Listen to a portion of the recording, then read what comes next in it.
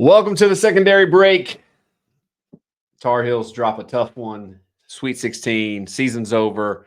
I'm Graham Bunn. Hopefully this is not the first show you saw because it's a tough one. Today's going to be a tough show.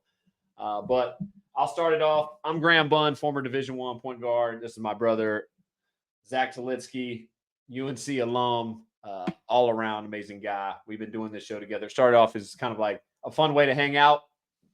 So he flew out, surprised me with tickets to the Sweet 16, and it was amazing for a half.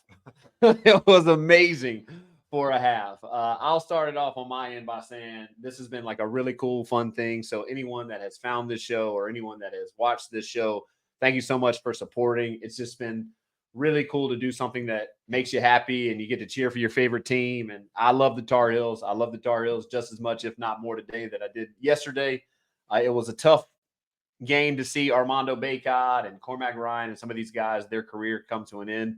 I've been there before. I know how challenging that is, but it was also as a fan and also someone that loves doing this show. It was really, really sad. So today's going to be a tough one for me, and maybe we'll throw in a Final Four show or a prediction show on what happens with the roster. But as of right now, today is the end of the season for Tar Heel Takes. Yeah, very sad. Yeah, it's just such a disappointment. It's a game that I really think was there for us to win. And I don't know if we've really given up leads like that. At other points in the season, I can't really remember a game. And then there are just a number of plays like down the stretch that could have made the difference. Mm-hmm. So it was right there, and I think we're better than them. I think they're a very good team, but I think we're better than them. And so we talked about before the game, hey, if we go out to UConn in the Final Four or something like that, and they play really, really well, then maybe we can accept that. But it felt like we could have moved past this team, and then of course Clemson sitting there. We know they're tough. They've already beaten us once this year, but that's very beatable though. Very beatable. With a path to the Final Four. So it's hard not to be disappointed. Yeah.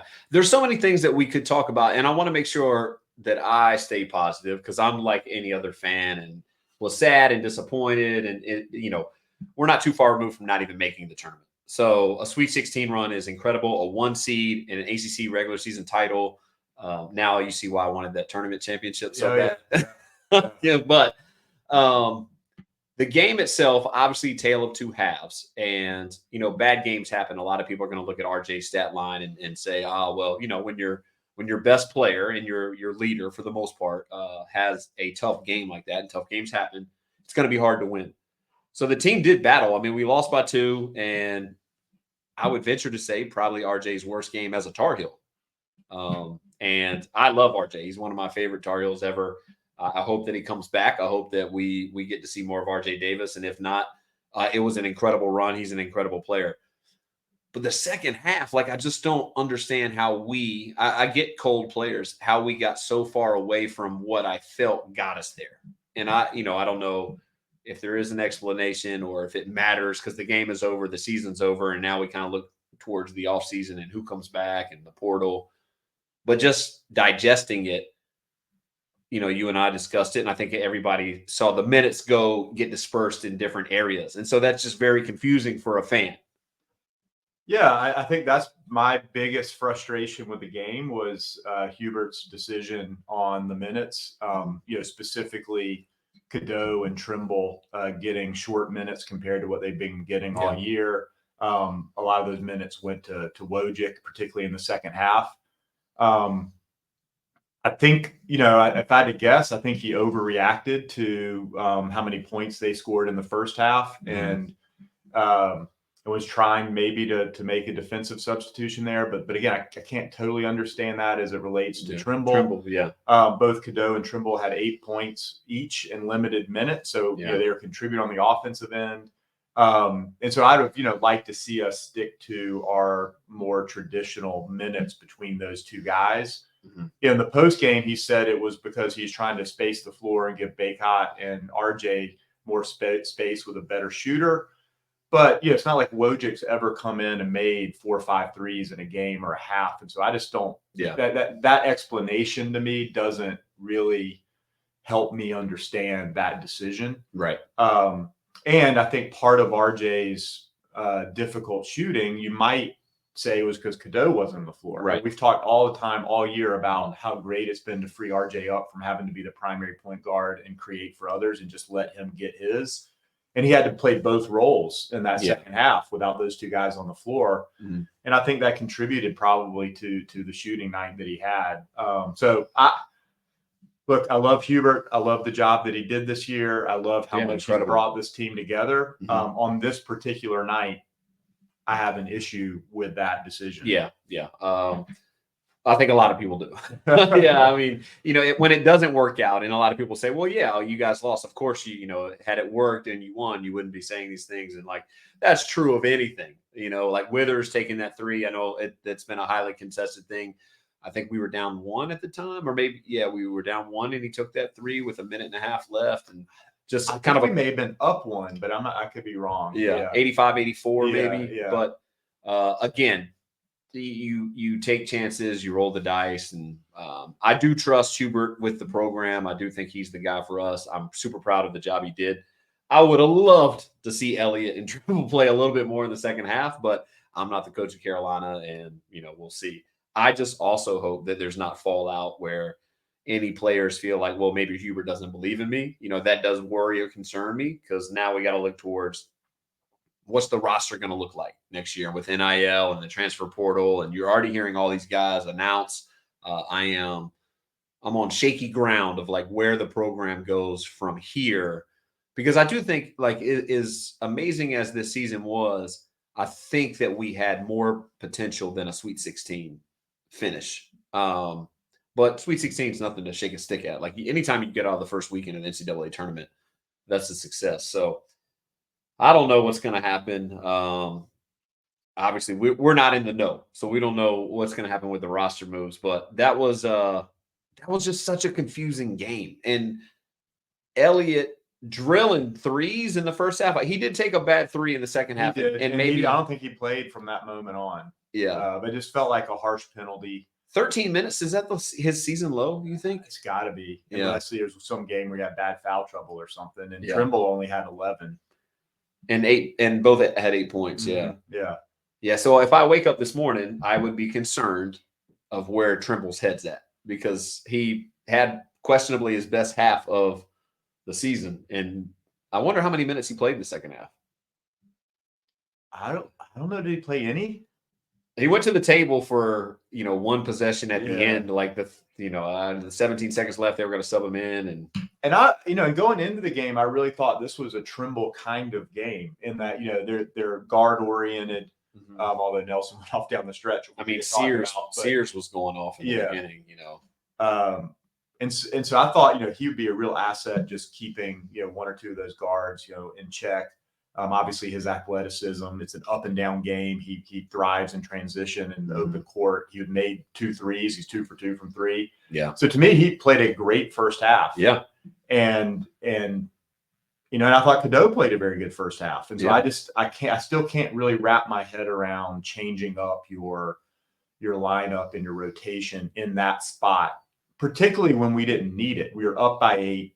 And I could have been up 10. Could have been up more. And I was like, this game's going well. I mean, it's high scoring. We knew it was going to be high scoring, but that's fine. Mm-hmm. And then, we come out, and it wasn't a short period of time that the offense struggled without those guys on the floor. It was 9 minutes. 8-9 minutes where we barely scored. Mm-hmm. And so, it's almost like we created a problem that didn't exist, but then it didn't feel like we, made the substitutions to help us get that offensive flow going again. And so again, there could have been very good reasons, sure, but I don't understand it. Yeah, it's tough. And then again, the thing that is uncomfortable is when I say back in the day, not even too long ago, you look at this and you say, okay, RJ has the opportunity to come back, and whether he does or not, but then you look at, Trimble had an amazing year. He's going to be a great junior. Elliot's so much promise, going to be an incredible sophomore. And Washington, you don't know if any of these guys are going to be there. Yeah. So it is really scary. Like, as a Carolina fan, that's why, and I think you and I were talking about something that doesn't, relate to basketball, but it does relate to this point of being present and in the moment. And like, you don't get to win championships a lot. in Final Four years don't happen a lot. I think it was there for us for the taking. So that is disappointing. The ACC tournament championship was there for the taking, so that was disappointing. But the team was great, and like I just want to relish and enjoy like how cool it was this year, because it wasn't too long ago we didn't get to see a tournament game, and it wasn't too long ago where the tournament was canceled, and so like it was just such a cool thing. I'm sad we're not going to get to do this show, and we'll figure out some stuff, and hopefully we can continue to do it in some way, shape, or form. And as the roster develops and we start to hear portal stuff, maybe we'll do some updates. But you just never know. And I loved watching this team, and even Cormac. Like it was crazy. I've been on Cormac all year to shoot the way that he's able to shoot. Not that he's not a great shooter. I've said from the start he's a great shooter. So the shots that he gets, he should make 35% from three. He was drilling threes in the first half. He was. I only think he took one three in the second half. Yeah, it's weird. Again, part of me says, is that Kodo? because Kodo's not on the floor? Yeah. And yeah, it's just, I think so often with Kodo, it doesn't show up in the box score, like what he's getting for other people. Mm-hmm. And his pitch aheads, being able to sort of see cross court. That one play was like off a made free throw. They kicked it to him. He threw like a full court bounce pass to Harrison, who got fouled, but he got free throw maybe. But okay, yeah. But he got something out of nothing, and so like those are the possessions where he doesn't get an assist for that, but points go on the board, and he kind of made it out of nothing. Yeah, I mean, it sounds like this team really loved one another, and they had a great year of basketball together. Yeah. I hope that carries through, and that the people who are eligible to come back will remember that. And that's hard to create, that kind of culture, that kind of love of teammates. So especially when money's involved now, and the landscape of college, and people want to be able. I should be making this. So would they look? Sure, it's possible. I just hope that the decision doesn't get made by either of those guys just because they're emotional and frustrated. And I would be emotional and frustrated, because you reach this point, you feel like you're playing well, you feel like you're helping the team, and then to have to sit there and then lose, it would make you question kind of what's going on and where do you stand with Hubert. So I'm hoping there's no longer term fallout from that, because that'd be terrible. Yeah, when I was in this is not about me at all, but my experience in college basketball, when the season would end, you would get a week, maybe a week and a half. Some schools are on spring break, and then you would have your end of year meeting with the coaching staff. And so you would go through things of, these are things we think you need to work on. These are things that we think that you excelled in. And I think that those meetings, if Carolina does that, I mean, I know a lot of college teams that do that. So I don't think it was anything that was just specific to my experience. I think those are going to be really important, of like what Hubert's ability to communicate vision for guys' futures. Because as someone that did transfer, I transferred in college. I didn't feel like I played for someone that cared for what was going to be best for me. And that's okay. That happens in life. I think if Hubert's able to communicate his vision for these players' futures, we got a chance at keeping them. If he goes in there and doesn't, show them, hey, I love you, I care about you, and I think you could be a great player here and a high contributor, I can see both those guys, not Elliot, but I think Elliot will come back, because I think he sees a clear path to a heavy role in the program's future. But if I'm Trump in Washington, those meetings are going to be important to me. Yeah. Yeah. I would love to see both of those guys back. I would too. I'm big fans of both. That little mini losing streak we had in the middle of the season was when Trimble was hurt. And I don't think it was any coincidence. Right. And again, I think he deserved more net minutes, and I think maybe we win that game if he gets them. Yeah, and of all players from last year to this year, I don't think you can make any argument for anyone else that Trimble improved the most. Yeah. I mean, obviously, who was already on the team. Yeah. I mean, we didn't have Ingram and we didn't have Cormac, but RJ made a huge leap. But I still think that Trimble's leap from where he was to what he became was larger than. I mean, RJ was great last year. He was he's been a really good player. I think Trimble, if you were to measure the improvement, he made just an incredible leap forward. And I think he could be a very good special player and contributor in his own right to a Carolina program that has success, especially with what we got coming in. But are we able to retain him? Agreed. And I think not only from last year to this year, but even through the course of the season. Yeah. I mean, he continued to improve and continued to. It's so sad. Like he might not be back.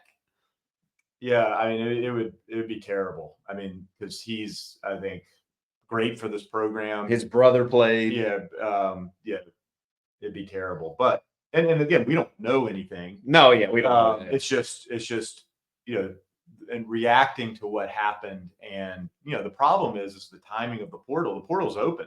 Yeah, oh yeah. And so you just don't know like how. I'm sure how does the player react? How does their family react to these types of situations? And it's I hope Hubert has already spoken to some of those guys. Yeah. Or at least said, hey, look, I'd love to have you come by the office if you're not leaving campus this week. Is there any time that works that we can carve out?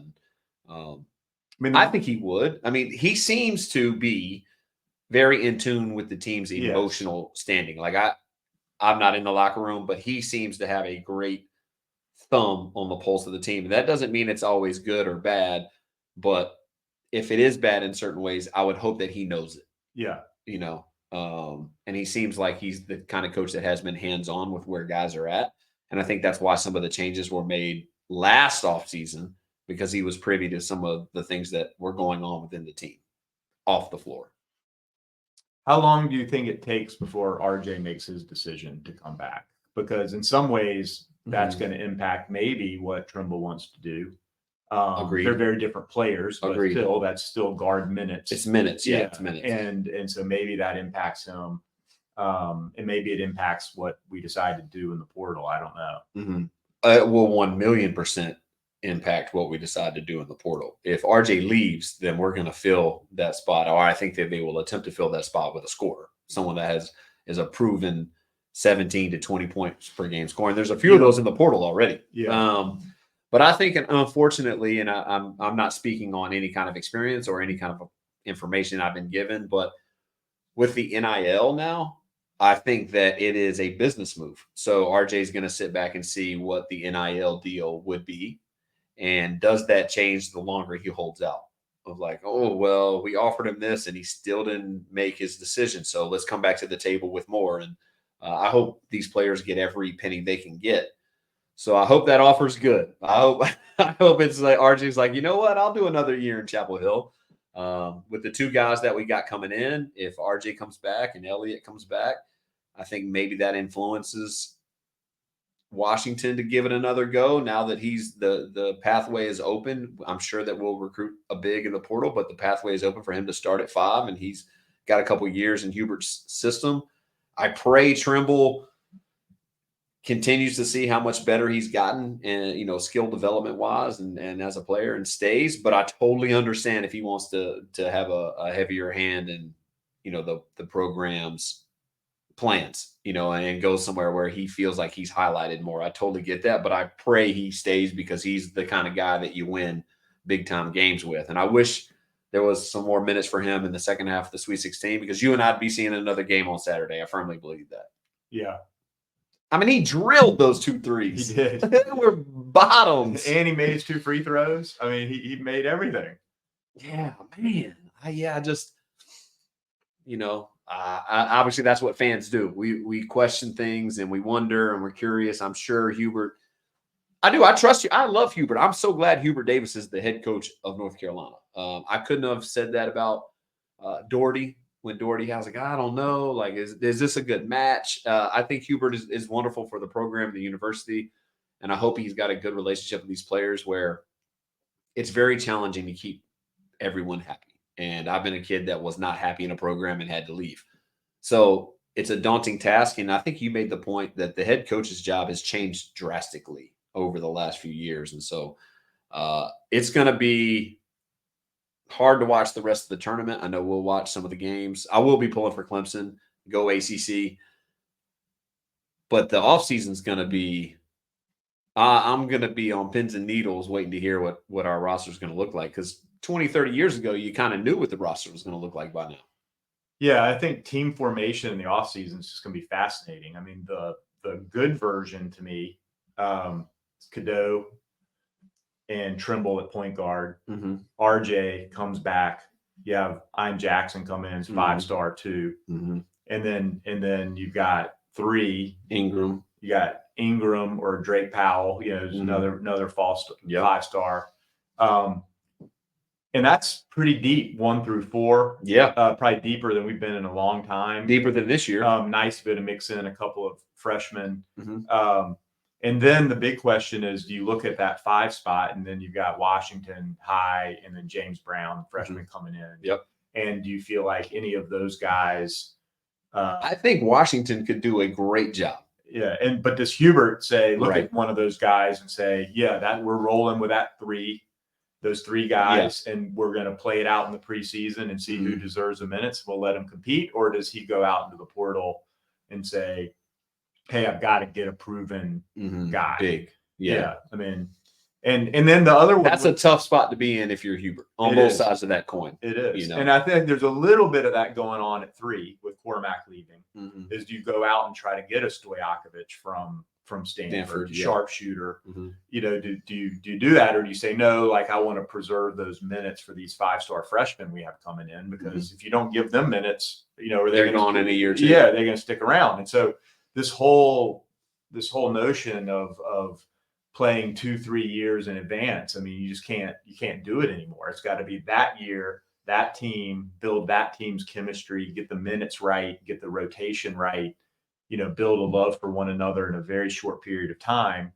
And that's part of the reason why this year hurt so bad, I think, for me, because I felt like this team did it the right way. They really cared for one another. I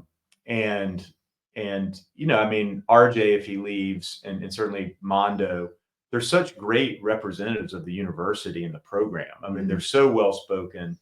They're so considerate of one another.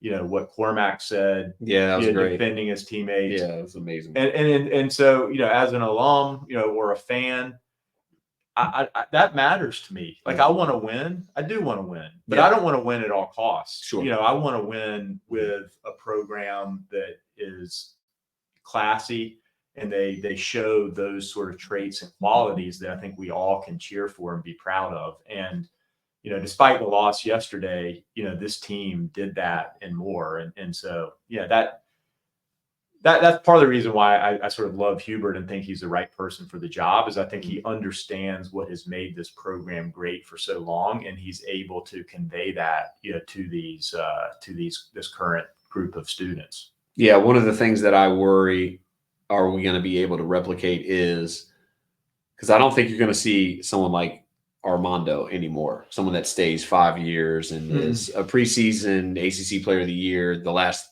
3 of his 5 years there, and just someone that, I mean, hopefully you do. Hopefully there's a ton of those, but I don't know if you do. But are we going to be able to have the mesh of experience and young talent? Because I think that is now the formula for success.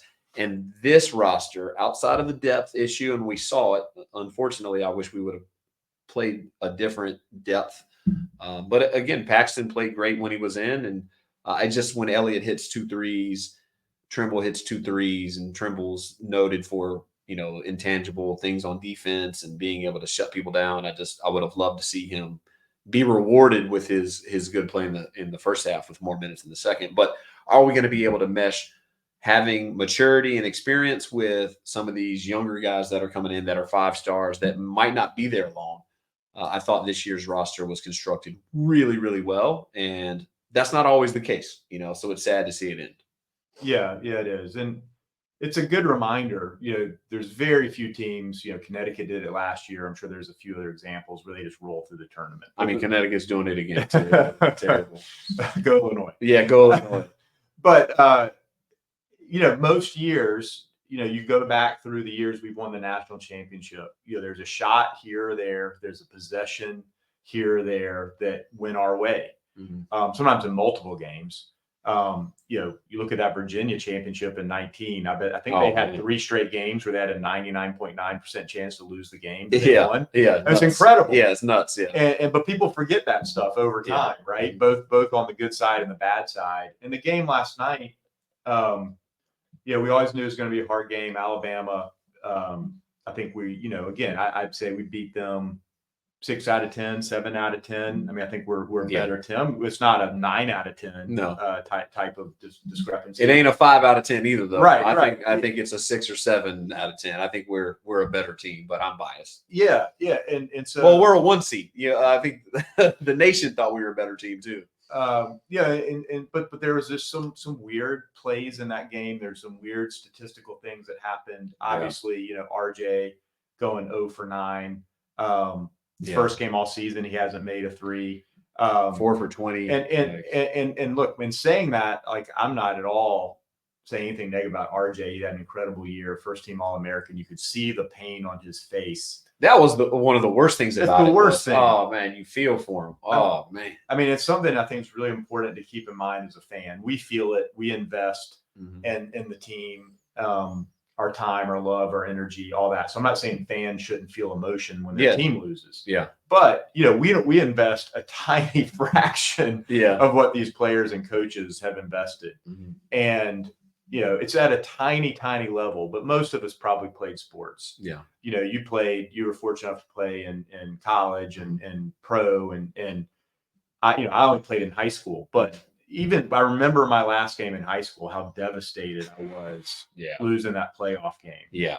And, our coach had gotten fired right before the playoffs. And we walked back into, I don't even think I knew he was there, but so we walked back into the locker room and he had written on I'm going to cry, like talking about it. It's so emotional. Yeah. He had like written on the blackboard, "I love you guys, everyone." Yeah. And, you're like, it's over. Yeah, that's it. That's it. And you pour so much into it. And so, like, as a fan, I think, like, we feel it and we're sad and we're angry and you may not have liked some of the decisions, or you're mad that a player didn't execute a certain play. And look, I'm there too, but ultimately, you got to step back and say, man, if you looked at RJ in that press conference, he didn't deserve to have to go through that, in my opinion, given the year that he had. And so I just really felt for him. And obviously felt for the rest of the team. He was just off. I honestly don't think it's anything they did. He just had an off night. Shots he makes, and if you play basketball, you're gonna have an off night. Yeah. So it was just his night. It was just an off night. Yeah. And that was tough. It came I hate it for him, because if he doesn't come back and if he comes back and there's a story ending and this will dim this loss, it will dim this loss a lot.